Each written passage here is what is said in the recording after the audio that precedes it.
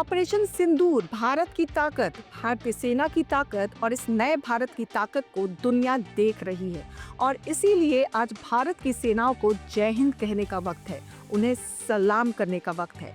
और मैं चाहूंगी कि कमेंट बॉक्स में आप भी आज भारत की सेनाओं के लिए और भारत के प्रधानमंत्री नरेंद्र मोदी के मजबूत नेतृत्व के लिए एक कमेंट जरूर करके जाइएगा इस ऑपरेशन सिंदूर पर। नमस्कार, मैं हूं रितिका यादव और आपका स्वागत है हमारे डिजिटल प्लेटफॉर्म पर।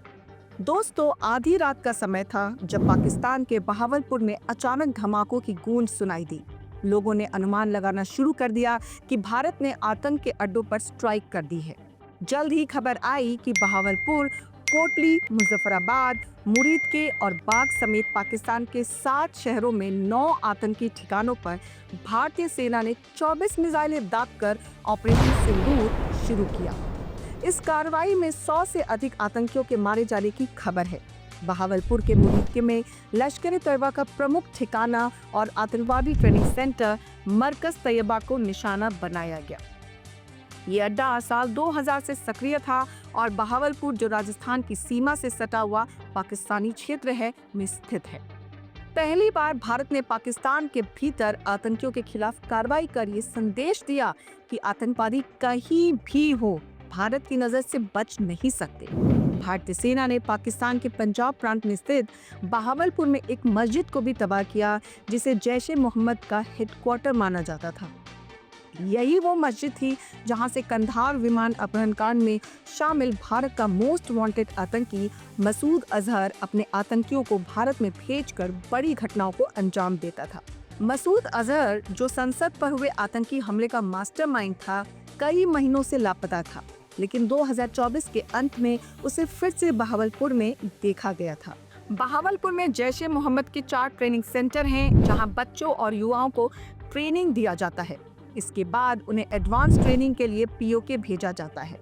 बहावलपुर में पाक सेना का मुख्यालय और एयरबेस भी है और लगभग 10 किलोमीटर की दूरी पर ही जैश-ए-मोहम्मद का ट्रेनिंग कैंप चल रहा था। ऑपरेशन सिंदूर के बाद पाकिस्तान ने फर्जी खबरें फैलाना शुरू कर दी है, और कर भी क्या कर सकता है पाकिस्तान। भारत के मिसाइल हमले के बाद पाकिस्तान ने राजस्थान के बाड़मेर में सितंबर 2024 में क्रैश हुए MiG-29 विमान की तस्वीर दिखाकर दावा किया कि उसने भारत का राफेल विमान मार गिराया है। मतलब हद ही हो गई है झूठ बोलने की। पाकिस्तान के प्रमुख पत्रकारों को फेक न्यूज फैलाने में लगा दिया गया, जिससे ये साफ होता है कि पाकिस्तान कितना बड़ा झूठा देश है। रात 2 बजे के करीब जब ऑपरेशन सिंदूर शुरू किया गया, तभी अमेरिका के राष्ट्रपति डोनाल्ड ट्रंप ने कहा कि उन्हें पहले से ही अंदेशा था कि कुछ होने वाला है, क्योंकि जिस दिन पहलगाम में आतंकी हमला हुआ था, उस दिन अमेरिका के उपराष्ट्रपति अपने परिवार के साथ भारत में ही मौजूद थे। जब ट्रंप ये बयान दे रहे थे तो उपराष्ट्रपति उनके बगल में ही खड़े थे। पाकिस्तान के आतंकी नहीं, बल्कि पाकिस्तान पर एक और सर्जिकल स्ट्राइक हो गई है, और वो है पाकिस्तान का शेयर बाजार का गिरना। भारत का शेयर बाजार स्थिर है, जबकि पाकिस्तान में लाखों करोड़ों रुपए डूब गए हैं और वहां की जनता परेशान है। सिर्फ 7 मिनट में भारत ने पाकिस्तान के अंदर तबाही मचा दी। 7 मिनट में 9 आतंकी ठिकानों को तबाह कर दिया गया। जो लोग पूछते थे कि मोदी क्या करेंगे, उनके लिए ये जवाब है, प्रधानमंत्री ने इस ऑपरेशन का नाम सिंदूर इसलिए रखा क्योंकि आतंकियों ने धर्म पूछकर मारा था, तो भारत ने धर्म बताकर जवाब दिया। सिंदूर हमारी हिंदू माताएं और बहनें लगाती हैं, और आतंकियों ने मांग का सिंदूर उजाड़ा था, तो ऑपरेशन सिंदूर से उनका पूरा पाकिस्तान उजाड़ दिया गया। इस ऑपरेशन के बाद पाकिस्तान की सेना में भी हड़कंप मच गया है। अब पाकिस्तान की दिक्कत ये है कि अगर वह जवाबी कार्रवाई करता है तो भारत और मारेगा, और अगर नहीं करता है तो जनता उसे कमजोर और कायर समझेगी, जो कि वो है। हालांकि पाकिस्तान की कोई इज्जत नहीं है, लेकिन फिर भी वहां के रक्षा मंत्री ख्वाजा आसिफ कह रहे हैं कि भारत अगर हमला रोक दे तो हम भी कुछ नहीं करेंगे। ये उनकी कमजोरी को दिखाता है। एक और खबर है कि आतंकी मसूद अजहर का पूरा परिवार सेना ने स्ट्राइक में मार गिराया है, जिसमें उसके परिवार के 14 लोग मारे गए हैं। दावा किया जा रहा है कि मसूद अजहर ने एक चिट्ठी लिखी है, जिसमें उसने कहा है कि काश वो भी मर जाता। ये दिखाता है कि जब अपने मरते हैं तब उन्हें समझ में आता है कि वो इस धरती पर बोझ हैं। भारत ने पाकिस्तान का कोई प्रोपेगेंडा नहीं चलने दिया। भारत ने प्रेस कॉन्फ्रेंस की जिसमें विदेश सचिव विक्रम मिस्री ने कहा कि पाकिस्तान स्थित आतंकी ठिकानों के बारे में हमें खबर मिली थी कि वो हम पर हमला कर सकते हैं, इसलिए उन्हें नष्ट करना जरूरी था। हमने सिविलियंस को नहीं मारा, हमने सिर्फ आतंकी ठिकानों को निशाना बनाया।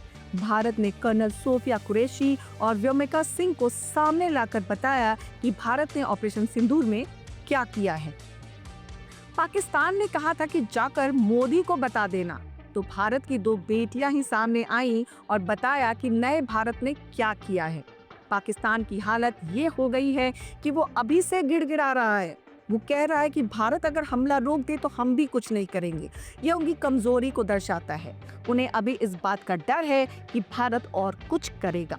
पाकिस्तान की सेना में भी हड़कंप मचा हुआ है और अब पाकिस्तान की दिक्कत ये है कि भाई वो रिटेलिएट करे तो भारत और मारेगा, ना रिटेलिएट करे तो पब्लिक थू-थू करेगी। और क्या है, हालांकि दो कौड़ी का देश, इज्जत कुछ नहीं है, लेकिन फिर भी वहाँ मुनीर का क्या होगा, किस मुंह से जवाब देगा। इस तरीके से भारत मार कर चला गया और अंदर तक घुसकर ठोक कर चला गया और इसलिए हो सकता है कि सारा प्रोपेगेंडा किया जा रहा है ताकि भारत जो है रुक जाए।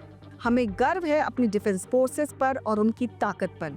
आगे और क्या एक्शन लिया जाएगा, इसकी पूरी अपडेट हम आपको देते रहेंगे।